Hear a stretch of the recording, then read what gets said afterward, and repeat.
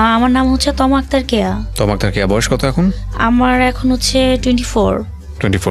জি বলেন, ছোটবেলা থেকে যেখান থেকে বলতে ইচ্ছে করে। আচ্ছা, ছোটবেলা থেকে হচ্ছে আমি যতটুকু আমার আম্মুর কাছ থেকে শুনেছি সেটা হচ্ছে যখন আমার 1 মাস বয়স ছিল, তো আমার যে বাবা ওনার বাড়ি হচ্ছে বরিশাল। তো যখন আমার 1 মাস বয়স ছিল তখন আমার আম্মু ওখানেই থাকতো। তো আমার বাবা যে আগে যে বিয়ে করছে আমার আম্মুর বড়, তো আমার আম্মু জানতো না যে উনি আগেও বিয়ে করছে। আমার খালারা আমার আম্মুকে বিয়ে দেয়, তারপর আমার আম্মুকে নিয়ে বরিশাল চলে যায়। তারপর যাওয়ার পরে 1 বছর থাকার পরে আমি আর কি জন্ম হই। তো আমি জন্ম হওয়ার পরে ওখানে আমার তখন 1 মাস বয়স। আমার বড় মাঝে সে হচ্ছে আমার আম্মু সেজে যে হচ্ছে কাজী অফিসে গিয়ে আমার আম্মুকে ডিভোর্স দেয়, মানে আমার আম্মু সেজে উনি যে ডিভোর্স দেয়। তো দেওয়ার পরে তারপরে এসে আমার আম্মুকে বাসা থেকে বের করে দেয়। তো আজ থেকে আরো 25 বছরের আগের কথা, তখন আমার আম্মুর কিন্তু এরকম কিছু করার ছিল না, তো আইনটাও এত মজবুত ছিল না তখন। তো আমার আম্মু তারপর অনেক চেষ্টা করে, সবাইকে বলে। তো পুলিশের কাছে যখন যায় তখন সে বলে যে আমার কিছু করার নাই, যে হচ্ছে যাকে ডিভোর্স দিছে সে তো নিজেই আসছে। আচ্ছা। তো এখানে আর আমার আম্মু কিছু করতে পারে না। তখন আমার খালা বাড়ি হচ্ছে যশোরে চলে আসে আমার আম্মু আমার খালাদের ওখানে। তো 2-1 দিন থাকার পরে আমার খালারা হচ্ছে ঠিক মতো খেতে দিত না, টাকা ছাড়া খেতে দিবে না, অত্যাচার করাতো, অনেক কাজ টাজ করাতো। তো আমি অনেক ছোট ছিলাম তখন, আমার আম্মু আর ওইখানে ওইভাবে টিকতে পারেনি, কি করবে, সে একটা মানুষ। তারপর ওইখান থেকে ঢাকায় চলে আসে। ঢাকায় এসে একটা হোটেলে কাজ নেয়। হোটেলে কিসের কাজ? হোটেলে লাইক হচ্ছে মশলা বাটা, আদা দেওয়া, এই টাইপের। হ্যাঁ, তো এই ধরনের কাজ নেয়। তো ওখানে কাজ করতে করতে করতে করতে বর্তমানে যে আমার বাবা, তার সাথে আমার আম্মুর হচ্ছে পরিচয় হয়। তো তাদের সাথে পরিচয় হওয়ার পরে কথাবার্তা বলার পরে একটা সময় আমার এই বাবা হচ্ছে আমার আম্মুকে বিয়ের প্রস্তাব দেয়। এখন আমার আম্মু একটা মেয়ে, তারও হচ্ছে কাউকে দরকার, আর আমিও ছোট। তখন আপনার বয়স কত? আমি তখন মেবি 1 বছর হবে। তার মানে আপনার জ্ঞানের পরে আপনি যে বাবাকে দেখেছেন সেটা আসলে সৎ বাবা? হ্যাঁ হ্যাঁ, ওকে। তো হচ্ছে আমি ওনাকে আর কি বাবা বলে মানি। তো হচ্ছে আপনার আম্মা কি করলো? বিয়ে করলো? হ্যাঁ, তারপর বিয়ে করলো। তারপর হচ্ছে আমরা একসাথে থাকা ধরলাম। তো মোটামুটি যখন আমার বয়স হয়েছে, আমি যখন মোটামুটি একটু বুঝতে শিখলাম, তখন হচ্ছে আমার বাবা, মানে যে বর্তমান বাবা, সে হচ্ছে বনানীতে চাংপাই একটা রেস্টুরেন্ট আছে চাইনিজ, তো সেখানে উনি শেফের কাজ করতো। তো এখান থেকে বেশ কিছুদিন চলতেছিল, আমরাও টুকটাক ওটা দিয়ে চলতেছিলাম, খুব ভালোই আমাদের দিন যাচ্ছিল। তখন হঠাৎ করে ওইখানে ক্যাশে হচ্ছে যে দায়িত্বে আছে, তো তার সাথে মালিকের সাথে হচ্ছে টাকা নিয়ে একটু ঝামেলা হওয়ার কারণে যে পুরান যত স্টাফ ছিল সবাইকে ওনারা হচ্ছে না করে দেয়, বের করে দেয়। পুরান যত স্টাফ থাকে নতুন সেট আপ নিবে। তো এটার মধ্যে আমার বাবাও ছিল, তো ওনাকেও বের করে দেয়। তো আসার পরে এরকম আমরা ডিপ্রেশনে ছিল যে কি করে সংসার চলবে, বাসা ভাড়া, 4টা মেয়ে, মানে তখন আমি সহ আমার আরো 3টা বোন, তো 4টা মেয়ে, 6-7 জন খাওয়ার, কিভাবে চলবে, বাসা ভাড়া। তারপর সে বলে যে বসে থাকার থেকে কিছু করা ভালো। তো সে কি করলো, রিক্সা চালানো শুরু করলো। বাবা? হ্যাঁ, রিক্সা চালানো শুরু করলো। তো আসলে ও রিক্সা তো কখনো চালায় নাই, তো উনি তো এটা ভালোভাবে জানেও না, জায়গা ওইভাবে চিনে না। তো তখন কি করলো, তখন কিছুদিন করার পরে তারও শরীরে কুলায় না, সে আর এই কাজটা করতে পারে না, বন্ধ করে দেয়। তারপর একটা হোটেলে কাজ নেয় পরোটা বানানোর, কারণ কিছু তো করে খেতে হবে। তো পরোটা বানানোর কাজ নেয়, ওইখানেও অনেক দিন করে, প্রায় 6 মাসের মতো করে, গরম। তারপর আস্তে আস্তে অসুস্থ হয়ে যাইতেছে, ওখানে ওনাকে আর মানাচ্ছে না। তো সে বললো যে ঠিক আছে, তাহলে এখন তো অন্য কিছু একটা করা লাগবে, আমি দেখি কি করা যায়। তো ওটা ছেড়ে দেওয়ার পরে ঝালমুড়ির ব্যবসা ধরলো। ঝালমুড়ি ব্যবসা ওইটাও করতে পারে না, কারণ জানে না কাজটা উনি কিভাবে করবে। তো ঝালমুড়ি ব্যবসা ধরলো, ঝালমুড়িও পারলো না। তারপর হচ্ছে ছোলা, যেমন শসা দিয়ে ছোলা বানায় বিক্রি করে, ওটাও করলো। তো করার পরে ওইটা থেকে আসলে ওরকম কোনো বেনিফিট আসতেছিল না, চলে খাওয়ার মতো, বাসা ভাড়াদার মতো ওরকম বেনিফিট আসতেছিল না। তখন হচ্ছে সে কি করলো, আপনার মানুষ কিন্তু যে গাড়ি ঠেলে ঠেলে আগে চটপুটি হালিম বিক্রি করতো, তো ওই রকম হচ্ছে হালিম বিক্রি করা শুরু করলো। আমরা বাসা থেকে তৈরি করে দিতাম। আমি ওইভাবে পড়াশোনাও করতে পারিনি, কারণ আমার হচ্ছে হয়তো বা আমি বাইরে কাজ করে টাকা ইনকাম না করতে হলে আমার ঘরে হেল্প করতে হতো, তো আমি আর স্কুলে যেতে পারিনি। তো হচ্ছে আমি ওনাকে বাসার থেকে আমি আমার আম্মু অনেক হেল্প করতাম। তো হালিম টালিম এগুলো রান্না করে দিতাম, গুছায় দিতাম। তখন আপনার বয়স কত? তখন আমার বয়স 7 বছর। স্কুলে পড়েন? স্কুলে না, স্কুলে ভর্তি হইতে পারি নাই, কারণ কারণ হচ্ছে ফ্যামিলির এরকম অবস্থা, তারপর টাকা পয়সারও ব্যাপার স্যাপার, স্কুলে আর ভর্তি হতে পারিনি। তারপর হচ্ছে এরকম করতে করতে দেখা যাচ্ছে যে আব্বুর ওইটা দিয়েও আমাদের সংসার চলতেছে না, আমরা খুব হিমশিম খেয়ে যাচ্ছি। দেখা যায় প্রত্যেক দিন 20 টাকা 30 টাকা দিত বাজার করতে, ওইটা দিয়ে দেখা যায় সবজি, দেন হচ্ছে মাছ, যখন যেটা পারতাম ওইভাবে আনতাম, ওইভাবেই চলতাম, খুব কষ্ট করে চলতে হতো আমাদের। পরে আমার আম্মু ভাবলো যে এইভাবে তো আসলে চলে না, একটা কিছু করা দরকার। তখন আমার আম্মু মিরপুরে গার্মেন্টসে চাকরি নেয়, চাকরি নেওয়ার পরে ওখানে হেল্পারিতে চাকরি করে। তো তখন মেবি 4000 4,500 টাকা এরকম সামথিং স্যালারি ছিল। তো ওইটা দিয়ে করতে থাকে, তখন আমরা মোটামুটি একটু হই যে না অ্যাটলিস্ট বাসা ভাড়া খাওয়া দিয়ে চলা যাচ্ছে। তো আমার মিরপুর শেওড়াপাড়াতে হচ্ছে আমার আম্মুকে একজন হচ্ছে মেয়ে ডাকছে, উনি হচ্ছে অলমোস্ট আমার আব্বুর বয়সী। তো মানে কথায় কথায় দুষ্টুমিতে হচ্ছে আমার আম্মুকে মেয়ে ডাকছে, তো আমার আম্মু ওনাকে বাবা বাবা বলে। তো উনি কি করছে, ওনার আবার হচ্ছে হোটেল টোটেলে আছে, বড় হোটেল আছে। তো উনি বললো কি যে ঠিক আছে জামাই, আপনি তো বসে থাকেন, তো আমি একটা হোটেল নিয়েই, আপনি এটা করেন, ল্যাপটপ যা আসে আমাকে কিছু দিয়ে আপনিও চলেন শেয়ারে। হ্যাঁ শেয়ারে, আমাদের আর টাকা পয়সা লাগে না, উনি নিয়ে দিছে একদম হচ্ছে শেওড়াপাড়া বাস স্ট্যান্ডে। তো ভালো একটা পজিশনে দিল। তো আমার আব্বু ওইটাও সুন্দর করতেছে, আমাদের দিন ফিরছে যে যাক, আমার আম্মু চাকরি ছেড়ে দিচ্ছে, আমি আমার আম্মু মিলে হোটেলের কাজগুলো করে দুই ঘর থেকে ভাত বিক্রি করতেছে, সিঙ্গারা সমোচা পরোটা এভরিথিং আর কি করে। তো করার পরে হঠাৎ করে এরকম ধরেন 1-1.5 বছর করছে, মোটামুটি হচ্ছে কিছু টাকা হচ্ছে সেভিংস করেছে, যেমন হচ্ছে 50-60 হাজার 1 লাখ সামথিং এরকম। তো হঠাৎ করে আমার আব্বু হচ্ছে এরকম সকালবেলা নাস্তার টাইম শেষ, হচ্ছে সিঙ্গারা সমোচা টাইমে, তো হঠাৎ করে অনেক অসুস্থ লাগতেছে। তো অসুস্থ লাগার পরে উনি বাসায় আসছে, বাসা আসার পর বলতেছে কি আমার না অনেক কষ্ট হইতেছে, অনেক খারাপ লাগতেছে। তখন আপনি কোন ক্লাসে?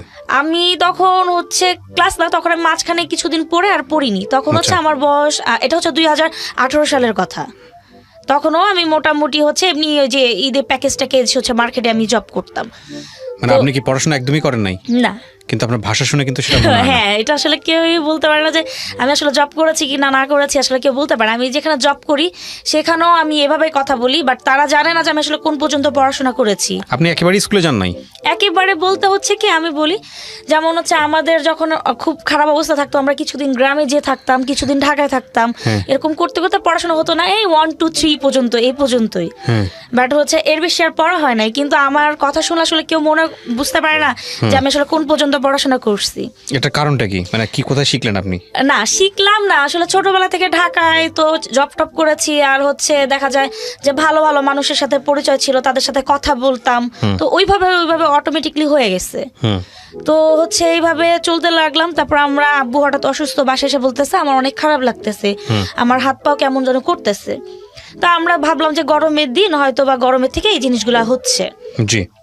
তো আমরা আর কিছু বলিনি। এর মধ্যে আমার ছোট চাচা আসছে, ওনার ছোট মেয়ে, ওনার একটাই মেয়ে, ওনার বিয়ে। তো আমার চাচাতো বোনের বিয়ে আমাদেরকে আসছে দাওয়াত করতে।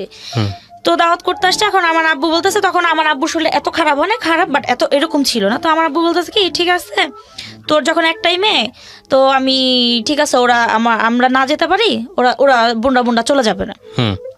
তো আমার চাচা আবার ডিমান্ড করছে যে ঠিক আছে ভাই, তো আমার মেয়ের তো বিয়ে, তো আমারে তো কিছু গিফট টিপ দেওয়া লাগবে না, তো আমার কিছু টাকা দিন যেন আমার বিয়েতে কাজ হয়। তখন মোটামুটি আমাদের অবস্থা ভালো। তো আমার আব্বু বলছে ঠিক আছে ভাই, আমি তো আর তো আহামরি এখন সাইরা উঠি নাই, তো আমি 5-10 হাজার যতটুকু পারি আমি তোকে দিব। তো আমার চাচা বলছে যে ঠিক আছে। তো এর মধ্যে আমার আব্বুর শরীর অনেক বেশি খারাপ হয়ে গেছে মতো। পরে কি করবে, পরে আমার মা বলতেছে কি চল আমরা ডাক্তারের কাছে যাই, হসপিটালে যাই, দেখি কেন এরকম হয়েছে। তো আমার আব্বুকে নিয়ে মনে হয় হেঁটে, মানে গাড়িতে উঠে নেই, কিছু দূর গেছে, যাওয়ার পরে আব্বু রাস্তার মধ্যে পড়ে গেছে। তো পড়ে যাওয়ার পরে হচ্ছে আমার মা ধরে তাড়াতাড়ি আমাদেরকে ফোন দিছে। ফোন দেওয়ার পরে আমরা হচ্ছে গেছি, বাসায় একটা বাটন ফোন ছিল, ফোন দিছে, আমরা তাড়াতাড়ি গেছি, যাওয়ার পরে ধরে আমরা আনছি। এখন সে আর নড়তে পারে না, হাত পাও কিছু নাড়াইতে পারে না, পরে পুরো শরীর অবশ হয়ে গেছে। আমরা জানি না যে ওইটা আসলে হার্ট অ্যাটাক, উনি তো এর আগে কখনো করেনি, আমরা জানি না। তো পাশে হচ্ছে একটা ফার্মেসি ছিল, ওনাকে বলছি, উনি ভুংবাং একটা ওষুধ দিছে, খাইছে, কাজ হয় নাই। তারপর হচ্ছে কি করব, পরে হচ্ছে মিরপুর শেওড়াপাড়া আনন্দবাজারে একটা ডাক্তার আছে, শিমুল ডাক্তার, যার কাছ থেকে আমরা সবসময় হচ্ছে ওষুধ খেতাম। তো ওনাকে আমার মা খবর দিয়ে আনছে, উনি বাসা আসলে 500 টাকা ওনাকে দিতে হয় ওই সময়। তো আসার পরে ওনাকে দেখালো, পরে উনি বললো উনি তো স্ট্রোক করছে, ওনাকে যত তাড়াতাড়ি সম্ভব হসপিটালে নিয়ে যান।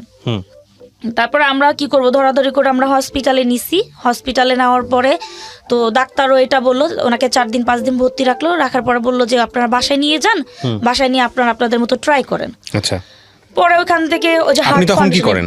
আমি তখন হচ্ছে ওই যে আব্বুর হোটেলে কাজ করে দিতাম। হোটেলে কিসের কাজ করতেন? ওই যে হোটেলে বাসা থেকে আমরা সিঙ্গারা সমোচা গুলো বানাই দিতাম, ভেজে দিতাম, ওকে ওকে, মশলা টশলা রেডি করে দিতাম। বাবার কাজে সহযোগিতা করতেন? হ্যাঁ হ্যাঁ, হ্যাঁ, মানে এটা ভাবলাম যে যে না, আমাদের নিজেরটা যদি নিজেরা কিছু করে নিতে সংসারে পারি। তো আপনারা 3 জনই নাকি? 4 বোন আমরা। আর আর বোনগুলোর কবে কবে হলো? আমার আরো যে 3টা বোন, ওটা হচ্ছে আমার ছোট এই আচ্ছা, ঘরের। ওকে, হ্যাঁ, ঠিক আর আছে। আমি হচ্ছে আগের।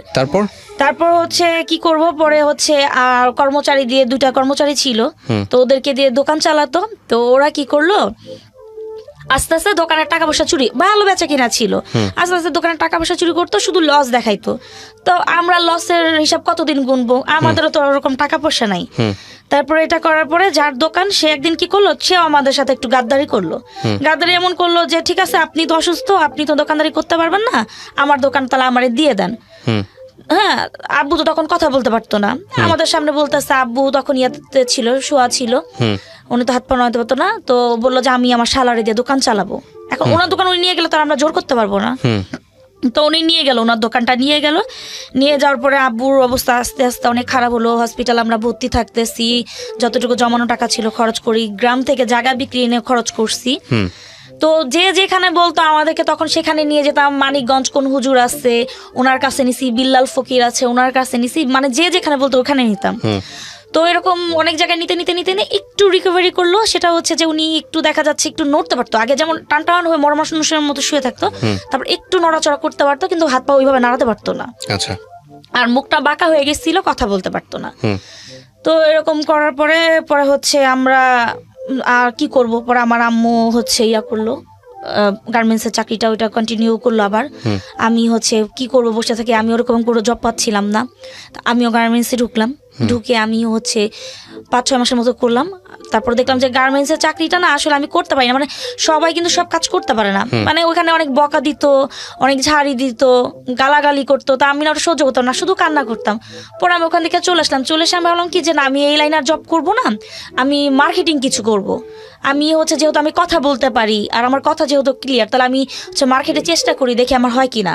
তখন মিরপুর 1-এ হচ্ছে চন্ডিমা একটা ইয়া ছিল, শোরুম ছিল, না সরি চন্দ্রবিন্দু একটা শোরুম আছে মিরপুর 1-এ, সনি হলের অপোজিটে। তো ওইখানে যে আমি কয়দিন ঘুরলাম, কথা বললাম, ইন্টারভিউ দিলাম, আমাকে ওরা নিবে না, বলতেছে না তুমি অনেক ছোট, তোমাকে নেওয়া যাবে না, তোমার এখন এরকম বয়স হয় না এই লাইনে জব করার মতো। তা আমি অনেক রিকোয়েস্ট করে বললাম যে এরকম এরকম ব্যাপার, আমি ওনাকে বললাম। তখন উনি বললো কি ঠিক আছে। তখন মাত্র 5,000 টাকা আমি প্যাকেজ শুরু করলাম। 1 মাসে, রোজার পুরো 1 মাস আমি কাজ করব, রাতের 12টা-1টা পর্যন্ত আমাকে মাস শেষে হচ্ছে চান্দাতে 5,000 টাকা দিবে। আমি সেটাতেই রাজি হলাম যে না, নাইমামা থেকে কানাও অনেক ভালো। তো আমি ওটা করতে লাগলাম। তো 1 মাস শেষ, টাকাটা আনলাম, এসে বাসায় দিলাম, আম্মুর কাছে দিলাম। আব্বুর ওষুধ পানি আনতে হয়, দেখা যায় প্রত্যেক সপ্তাহে ওনার 1500 থেকে 1800 টাকার ওষুধ লাগে আমাদের প্রত্যেক সপ্তাহে আব্বুর জন্য। তো এইভাবে চললাম। তারপর ওই এলাকা থেকে আমরা কি করবো, তো আমার একটা চাচা আছে, আমার আব্বুর হচ্ছে মামাতো ভাই, তো তার হচ্ছে ইয়াতে টঙ্গী ওনার নিজের বাড়ি আছে। তো বললো যে ঠিক আছে, আমার আম্মুর বললো যে ভাবি যেহেতু এখন ওর এই অবস্থা, আমার ওখানে বাড়ি আছে, তোমরা ওখানে যাও, ওখানে গিয়ে থাকো, অ্যাটলিস্ট তোমাদের বাসা ভাড়াটা লাগবে না, তোমরা যে কোনো একটা কিছু করে খেতে পারবা। তো ওনাদের উপর ভরসা করে আমরা ঠিক আছে ওখানে গেলাম। আমি আর গেলাম না, আমার বসুন্ধরা সিটিতে একটা জব হয়েছে পারফিউমে। তো ওখানে আমার একটা জব হয়েছে, ওখানে মোটামুটি আমাকে 7,000 টাকা স্যালারি দিবে। তো আমার খালাতো বোন আমাদের এখানে থাকতো, তো আমি ওর সাথে দুজনে মিলে ডিসকাশন করলাম যে এক কাজ করে আমরা এখানে একটা ছোট্ট একটা বাসা নিই কম টাকার মধ্যে, তুই আর আমি এখানে থাকি, তারপর আম্মু আব্বু এখানে থাকুক, তাহলে তাদের কিছু হেল্প হলো। তো আমি আর ও মিলে 1500 টাকার মধ্যে একটা বাসা ভাড়া নিলাম। আর হচ্ছে কিছু 10 কেজি চাল, একটু ডাল, হাবিজাবি এগুলো কিনে নিলাম, যে আমরা যেন একটা মাস যেন খেতে পারি, কারণ আমি তো নতুন ঢুকছি, আমাকে তো এখন স্যালারি দিবে না। তা আমি ওকে বললাম কি তুই কষ্ট করে এই মাসের ঘর ভাড়াটা চালাইস আর খাওয়াটা আমি চালাইতেছি। তো বললো যে ঠিক আছে। তো এরকম করে থাকলাম, আম্মু আব্বু ওখানে গেল। তো একটা মাস রইলো, পরের মাসে আমার চাচি গেছে, যাই বলতেছে কি ভাবি ঘর ভাড়া দাও। তো আমার মা আকাশ থেকে মাটিতে পড়ছে যে আমি ঘর ভাড়া দিব। পরে বললো যে ভাবি ভাই তো দাদা তো এইভাবে কথা বলে না, উনি তো বললো যে এখানে থাকার জন্য কিছু করার জন্য, ঘর ভাড়া লাগবে না। বলছে না আমি তো হচ্ছে তোমাদের জন্য একটা রুম তো আর দিতে পারি না, আমার ঘর ভাড়া দিতে হবে 4,000 টাকা। তখন কি করবে আমার মা বুঝতে পারে না। পর আমার খালারে বললো, তো আমার খালা আবার কি করলো, আমার মেজো খালাটা একটু ভালো, তো সে কি করলো যে মানুষ কিস্তিতে টাকা নেয়, টাকা নিয়ে আমাদেরকে কিছু টাকা দিল। তো দেওয়ার পরে আমার চাচি বলতেছে যে তখন আমাদের একটা ছোট একটা ফ্রিজ ছিল, বলতেছে কি ফ্রিজ বিল দিতে হবে। বলতেছে ফ্রিজ বিল কত, বলে 200 টাকা। তখন আমার মা বললো যে আমি যদি এই অবস্থায় 4,000 টাকা যদি রেন্ট করে দিতে পারি আমি 200 টাকা দিতে পারবো। তখন তাদেরকে আর কিছু বলে নাই, 200 টাকা দিছে। দেওয়ার পরে আমার চাচারে ফোন দিয়ে বলতেছে দাদা এই ব্যাপার। তো আমার চাচা হচ্ছে আমার চাচির উপর নির্ভরশীল, সে বলতেছে যে আমি কি করব বউ, আমি তো এই বিষয় জানি না, তো হচ্ছে এটা সম্পূর্ণটা জানে হচ্ছে তোমার ভাবি। তারপর আমার মা কিছু বলছে দাদা ঠিক আছে তাহলে আমরা এখান থেকে চলে যাবো। তা আমরা যে পিক আপ বোর্ডে যে মাল জিনিসগুলো আনছে আমাদের একটা খরচ আছে, আবার আমরা এখান থেকে পিক আপ বোর্ডে যাবো, আমাদের একটা খরচ আছে না। তারপর কি করলো, আমার মা ওখানে থাকা অবস্থায় এই বাড্ডাতে আসলো। এখানে আমার অনেক রিলেটিভ থাকে। তো আসার পরে এখানে হচ্ছে বাসা টাসা খুঁজতেছে, পরে মোটামুটি একটা রুমের বাসা পাইছে। পাওয়ার পর ওখানে অ্যাডভান্স করে পরে হচ্ছে পিক আপ বোর্ডে এখানে আনলো। তারপর আমিও মিরপুর থেকে বাসা ছেড়ে, বাকি বোনগুলো কোথায় তখন? আমার আম্মুর সাথে থাকে। তখন আমি আমার মেজো বোনটাকে বললাম কি যে তুই ওখানে বসে থেকে কি করবি, আব্বু অসুস্থ, আব্বু তো চলাফেরা করতে পারে না, তো উনি তো বিছনায়, তো তুই একটা চাকরি কর। এক রুমের মধ্যে এতগুলো মানুষজন, হ্যাঁ প্লাস আপনার বাবা সহ, হ্যাঁ এক রুমের মধ্যে কিছু করার ছিল না তো, কারণ আমাদের তখন এমন ক্ষমতা ছিল না যে আমরা 2টা রুম নিয়ে থাকবো, আমরা একটা রুমেরই ভাড়া দিতে পারি না, 2টা রুম কিভাবে নিব। ওকে, তারপর আমার বোনকে বললাম যে তুই বসে থেকে কি করবি, তাহলে যেহেতু তুই পড়াশোনা এখন করতেছিস না, তখন ও ক্লাস 9-এ পড়ে, 9-এ ভর্তিও হয়েছে, তো তুই এক কাজ কর যদি জব করতে পারোস। তখন বসুন্ধরা সিটিতে ইরানি বোরকা বাজার, তো ওইখানে আমি ওনাদের সাথে কথা বলে তো ওদেরকে আমি ইন্টারভিউতে নিয়ে যাই। ইন্টারভিউতে নেওয়ার পর আমার বোন আবার দেখতে সুন্দর, আমি কালো বাট আমার বোন দেখতে অনেক সুন্দর, তো ওর ওখানে জব হয়ে যায়। হওয়ার পরে ওকে এরকমই 5-6 হাজার টাকার মতো দিবে, তো ওখানে করে। তো মোটামুটি পরে আমরা যখন বাড্ডা চলে আসলো, তখন আমিও মিরপুর থেকে বাড্ডা চলে আসলাম, যেহেতু নিজের বাসা থেকে আমি ওখানে 1500 টাকা না দিই, আমি যদি এখানে 1500 টাকা দিই আমার তো আরো ভালো হইলো। পরে আসার পরে এখানে চলে আসছি। তারপরে এখান থেকে জব করতাম, তো যে ফ্রেন্ডস পারফিউমে জব করতাম ওনার আসলে বিজনেসটা এত ভালো ছিল না, যার কারণে হচ্ছে উনি বিজনেসটা হচ্ছে বন্ধ করে দেয় হঠাৎ করে। আচ্ছা, তো আমার যতটুকু পাওনা ছিল দিয়ে বন্ধ করে দেয়। তখন কি করব, তখন জব খুঁজতেছি, জব পাই না। তারপর আমি হচ্ছে পুলিশ প্লাজাতে কুইন্স নামে একটা দোকান ছিল, তো ওই দোকানে আমি যখন ইন্টারভিউ দিই তারা না আমাকে 8,000 টাকায় নিয়ে নেয়, কিন্তু আমি একাই দোকানটা চালাবো, ঝাড়া মোছা সেল করা, তারপর হচ্ছে টাকা নেওয়া সব আমার একাই করতে হবে। আমি ওটাতেই রাজি হলাম, তো করতেছিলাম এরকম। তো ওনারও বেচা কিনা ছিল না, পুলিশ প্লাজার অবস্থা তখন নতুন হয়েছে, খুবই খারাপ ছিল, বেচা কিনা ছিল না। তখন ওনারা কি করলো, আমাকে বললো কি যে তোমা আমাকে 2 মাসের টাইম দিছিল প্রথম, যে 2 মাস পরে বন্ধ করে দিবে। তো হঠাৎ করে একদিন ওনার হাজবেন্ড এসে বলতেছে তোমার চাবি টাবি বুঝাই দাও, দিয়ে তুমি করো, চলে যাও, আমি আর দোকানটা কন্টিনিউ করতে পারবো না, ওনার অনেক টাকা ভাড়া জমে গেছে। তারপর আমি আর ওনাকে কিছু বলি নাই, কারণ আমি তো ওনাদের সাথে তর্ক করে পারবো না, আর আমার দরকার নাই কিছু বলার, আমি ওনাদেরকে কিছু বলি নাই। পরবর্তীতে আমি ওনাদের কাছে প্রায় হচ্ছে 8,000-12,000 টাকার মতো পাই, 1.5 মাসের।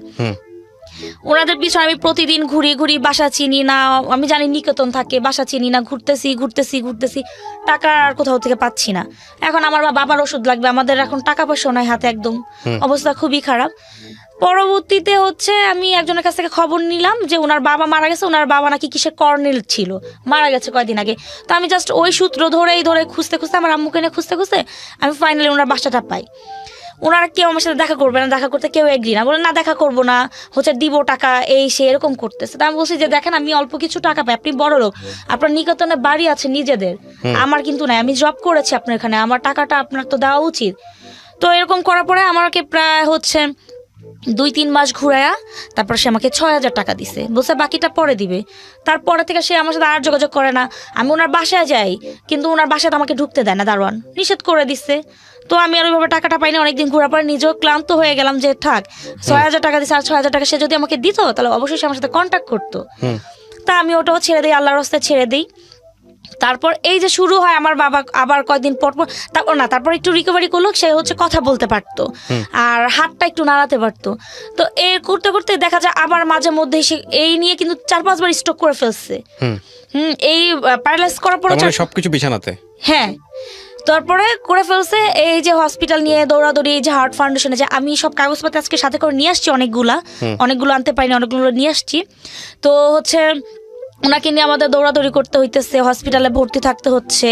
তো এখন ফাইনালি হচ্ছে ডাক্তার লাস্ট টাইম যখন আমরা ডাক্তার হচ্ছে হসপিটাল ওনাকে নিয়ে ভর্তি থাকি, ও এইসিসি না কি বলে এটা যখন করাই, তখন ডাক্তার বলছে যে ওনাকে 3টা রিং পরাতে হবে, যত তাড়াতাড়ি সম্ভব ওনাকে 3টা রিং পরাতে হবে। কারণ হচ্ছে ওনার কন্ডিশন এত ভালো না, ওনার হচ্ছে মাথায়ও প্রবলেম হয়েছে, তারপর হচ্ছে উনি কয়েকদিন পর পরই অসুস্থ হয়, ওনাকে নিয়ে আমাদের হসপিটাল দৌড়াইতে হয়।